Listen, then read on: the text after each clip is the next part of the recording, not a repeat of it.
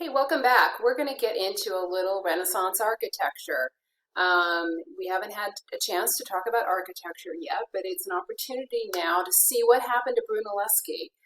We met him as a sculptor, and of course, he was the guy who came up with the idea of linear perspective, which really revolutionized the description of the illusion of depth, which helped, of course, Renaissance art reached that next step in its quest towards naturalism. So he is the epitome of the Renaissance, of a Renaissance man. He can wear many hats, and so through his membership in another one of the guilds associated with Florence, the Guild of Silk and Goldsmiths, which we know he's already a metalsmith. He knows how to sculpt in bronze. But through that, he was hired to build an orphanage. And so let's take a look at that orphanage. And then a little bit later, we'll meet another architect associated with the Italian Quattrocento, Alberti. So here we go. All right.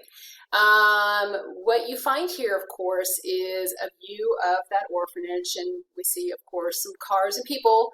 Gives us a sense of scale of the place here.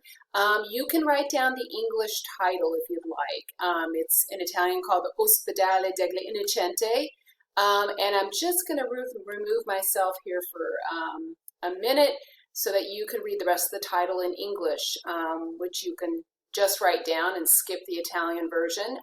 Foundling Hospital, and I know foundling is a term we don't really use anymore. It basically means an orphan, right? A found child.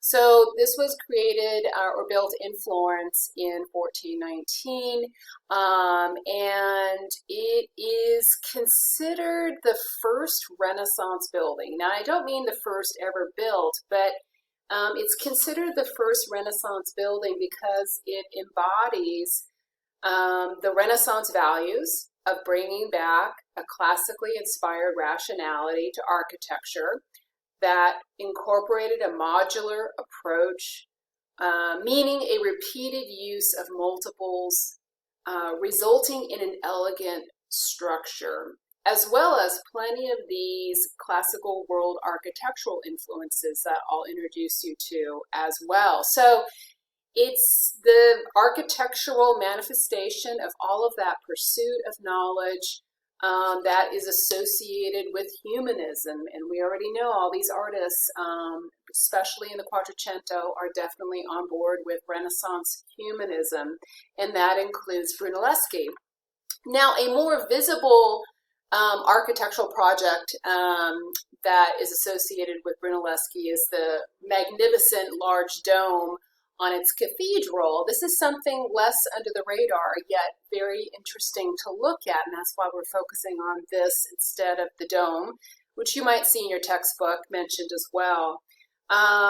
So taking a look at it, let's go ahead and move to the next slide here. And then let me mention also that what is fun to know is that Brunelleschi and Donatello were great friends, and they, in their pursuit of knowledge and inspiration, actually went on a road trip, if you will, and headed to Rome, where they found all kinds of inspiration for their art. And of course, this is something that impacted this project for this orphanage in Florence. So I'm giving you another view of the entrance of the Foundling Hospital here. And what I'm going to do now is move to the next slide, which is going to show you some classical world influences that Brunelleschi may have been reading about and seeking in the form of maybe ruins that may still exist, part of the legacy of the ancient Romans.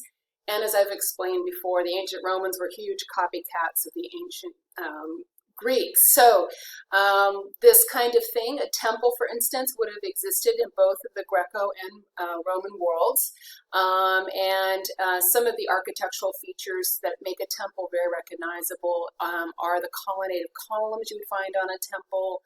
You find something called a pediment, This is sort of this kind of triangular shaped element. Of course, a lot of roofs on homes and businesses are peaked to shed rain, but this sort of triangular shape is very iconic. And if you were to travel to Greece, for instance, you would see temples like the Parthenon in Athens filled with sculpture. It's almost like a little bit of a shadow box opportunity to have a display of artwork in that space. So that's a pediment. It's kind of iconic shape associated with the classical world.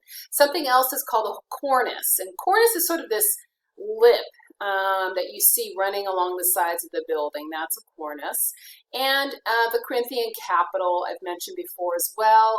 We saw Corinthian capitals supporting Pisano's pulpit.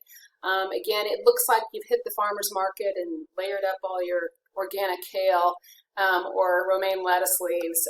It is a capital that the ancient Greeks came up with to embellish and decorate their column tops or caps, and the Romans were enamored with it. So all of this stuff, you know, that Brunelleschi would have been soaking up during his, you know, travels and humanist studies of the classical world as well.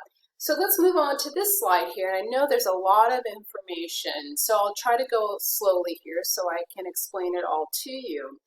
Let's begin with the writing on the bottom in white, and let's explain a few architectural terms to you. So what you find now is we're looking straight on to at the entrance of the Foundling Hospital by Brunelleschi. There is a red graphic, an overlay, and I'll get to that in a minute to help explain an architectural concept or point to you. But when you look at the front of a building, it's called the facade of a building, and you can see that word here. So think face. It's kind of like when you meet somebody new, you look for their face, right, to get a kind of a concept of who they are and to kind of remember what they look like. It's very similar to the word facade. Another thing you find particularly in Italy, is whenever you can see these stairs leading up to kind of like a covered porch. That is called either a loggia or portico in Italy. So that's something that has been included in this Foundling Hospital. The idea, of course, of a child being left, I know, heartbreakingly, right, would have shelter from the sun or the rain on this porch. An arcade is a series of arches. So when you have multiples of an arch, that is called an arcade.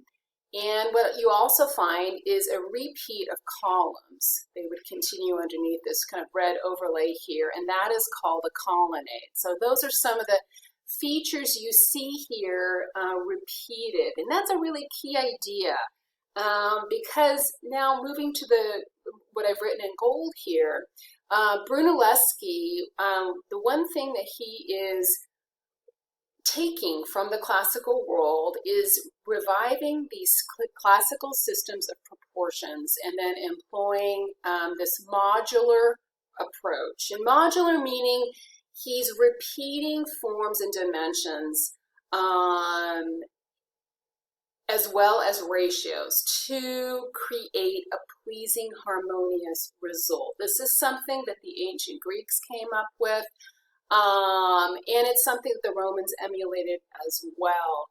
So, for instance, we talked about the repetition of columns in a colonnade, or the repetition of arches to form the arcade.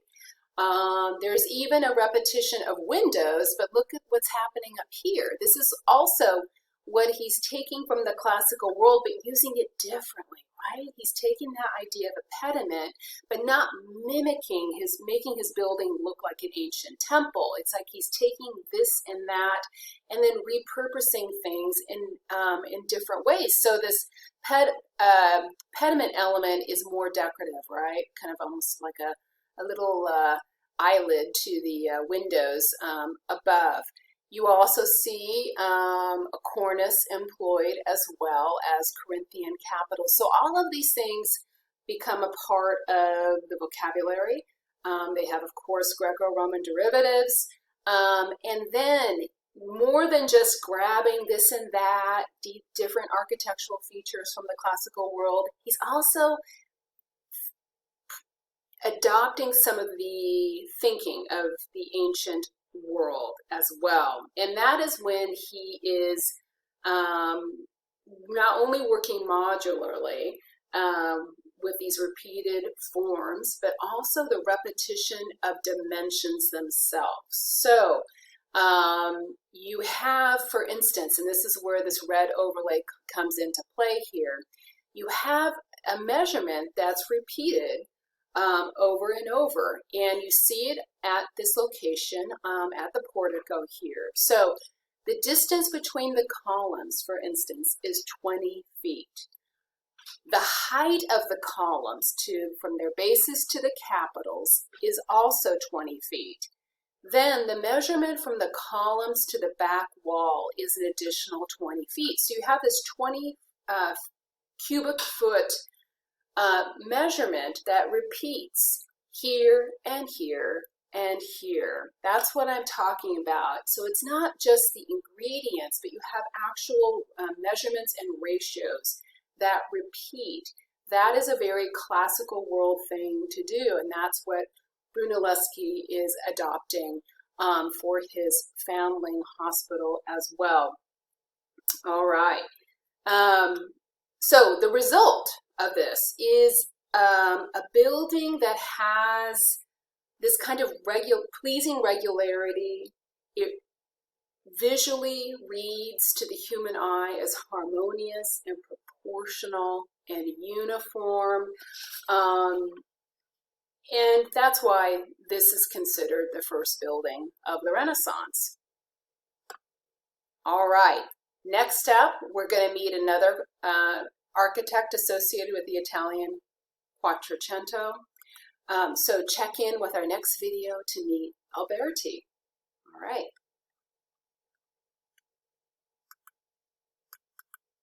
One more thing, I forgot to show you a detail, something kind of cute on this building, the Foundling Hospital. So let me go back to that PowerPoint. If I advance the slide here, let me see if I can get that done for you.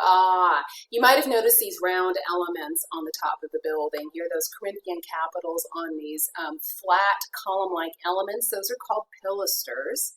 But these elements are called rondels.